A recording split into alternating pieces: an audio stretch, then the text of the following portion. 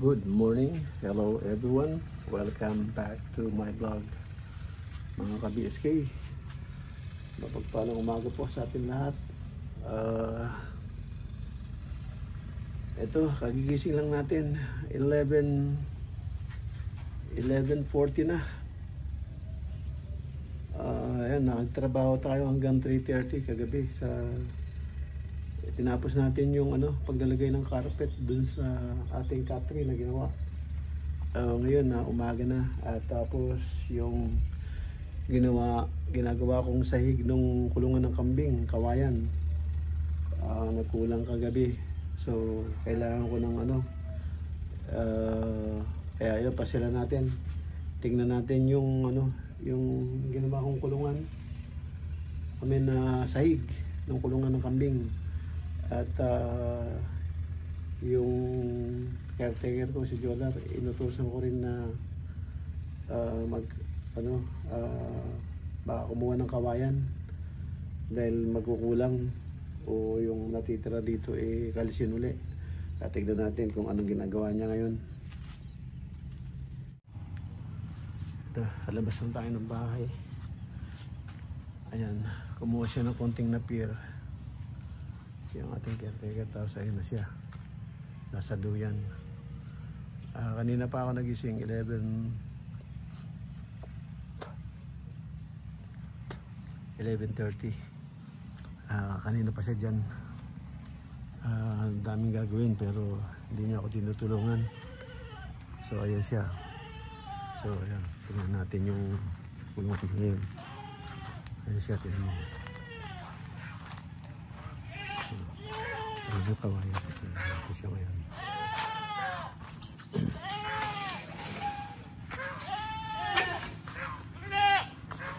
Tingnan natin yung kulungan ng kambing. Ayan yung mga hayop. Siguro pinakain na to dahil tahimik na.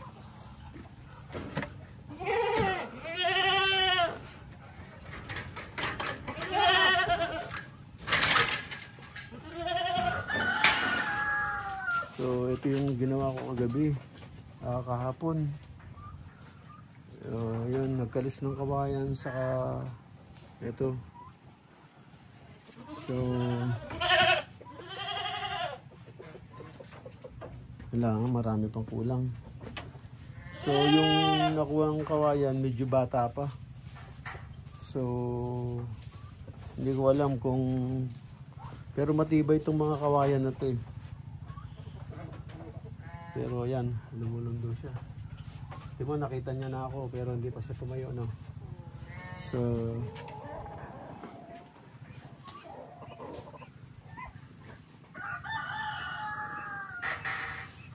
yan yung mga kambing. 4 na lang sila. Nangapeste na.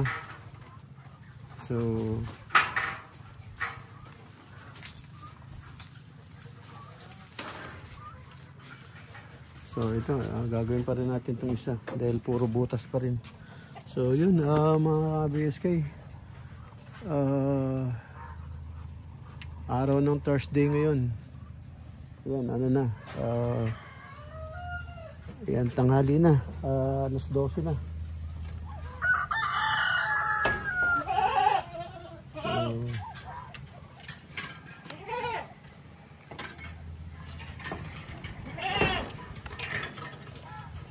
So ito, mag-ano muna tayo. Balik tayo sa bahay.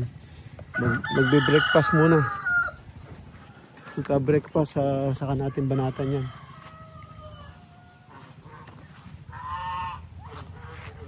So yan. Kasi gagawin pa namin yan, no? Gagawin ko pala. Yan. Sira. So yan. Breakfast muna tayo para makapag-umpisa ng trabaho. Pasok tayo sa loob ng bahay. Pag-breakfast.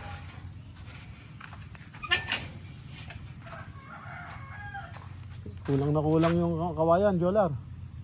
Ito, kailangan, ito, bata. Ito, bata pa to. Duluhan yun, ano lang yun, yung umprayan doon, masyadong malipis pati yan. Katulad dyan ito, yung ginawa ko na yun, sobrang nipis.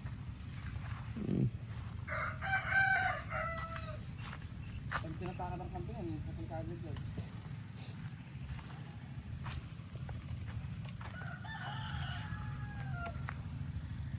Kaya hindi ko na tinuloy, yung dinako na lang.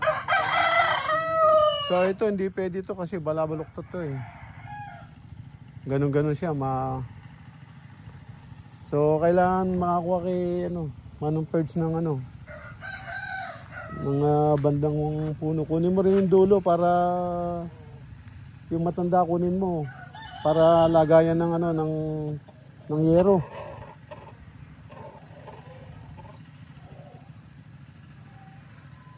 Yung mga ganito kapayat, pwede na. Ito. Lagayan lagayan ng yero. Ito, ganito kalalaki. Ito. Ito, lagayan ng yero, mga ganito kaliliit. Ito, bata pa to. Hindi.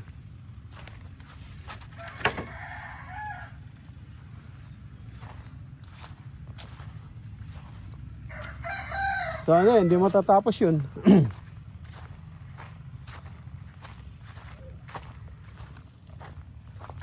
Ayan, breakfast muna tayo. Tingnan natin. Kung hindi gagalaw to, tayo pupunta doon kay Manong Perch.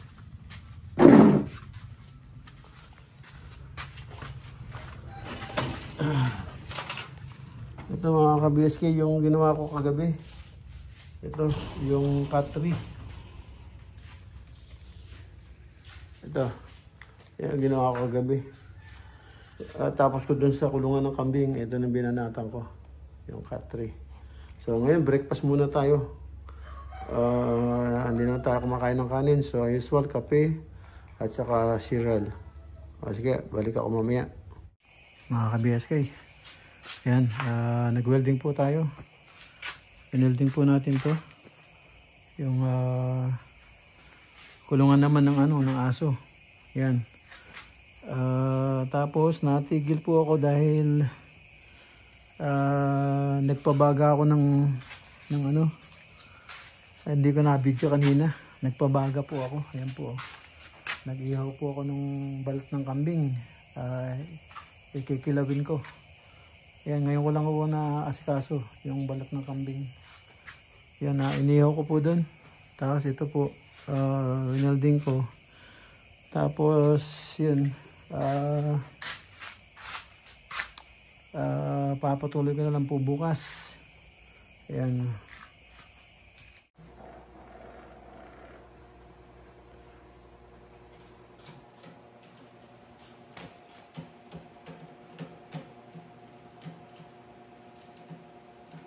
Ayan, yung ating ginawang cut tree.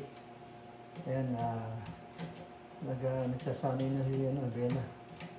Ayan, nag-scratch na siya. Ayan. Ayan, tuntuan na siya. Tuntuan na sila sa kanilang cut tree. Ayan. Tapos, ito yung yung inihaw ko. Ayan. Bango. Ayan ang inihaw natin. Ayan, kikilawin natin. Ayan, maya-maya, mainit pa. Napatay ko na yung apoy, naalala ko, hindi pa pala na video. So, ayan, ang ating kilawin. Ayan mga ka-BSK, nahiwa-hiwa ko na yung kilawin. Ayan, yung balat ng kambing, nahiwa-hiwa ko na. Ayan, bukas ko na lang titimplahan at wala akong luya ngayong gabi. So baka makabili bukas ng luya. Ayan, saka natin timplahan. Ayan, ayos na, nahiwa-hiwa ko na yan. Malambot siya. Pinakuluan ko muna. Tapos nung malambot na, inihaw ko. So ayan, ayos. Masarap kainin at malambot. Ayan po yung kilawin natin. Tapos, nagpaalam na yung caretaker ko. Tignan mo kung anong natuklasan ko dun sa kwarto niya. Alexa, nahanap ko matagal na. Nabuksan ko na lahat ng box. Hindi ko makita. Ngayon pala, ando sa kwarto. Pinakailaman ni Jolar. Yun. Tago dun sa kwarto. Nakita ko sa ilalim ng kama, sa side. Ang tagal ko na hinahanap. Yan, pala, ando doon. Yan. So, ngayon, napatunog ko na. Hindi niya pwedeng patunogin to kasi nasa account ko to. Hindi niya pwedeng baguhin yung account ko. Yun. Ngayon, ito na. Lumitaw na. Lahat ng box pinagbubuksan ko na. Alam ko, nabuksan ko na, nakita ko na eh. Bigla nawala sa paningin ko eh. Ngayon pala, andun. Yung mga tape, nakatanggal na. Ito na siya oh. Diyan ko nilagay oh. Yung original box niya, hindi ko ginamit. Yan. Hindi ko ginamit yung original box niya para hindi ka halata. So, ayan oh. Tanggal lahat ng tape. Nakita ko sa ilalim ng kama sa may side po, malapit sa pintuan. Ayan. Kung balak mo kunin to, hindi mo mapapatunog to. Kasi nasa account ko to. Nasa account ko to. Hindi ko alam kung pwede mong i-hack o baguhin yung account ko. Yun. Buti, iniwanan mo. Yan. Buti, iniwanan mo. At munti ko nang kinalkal yung damit mo. Kaya lang, hindi ko gusto yung amoy. Kaya hindi ko kinalkal eh. Yan. Na-vlog ka tuloy. Mga ka-BSK, tama po yung narinig nyo.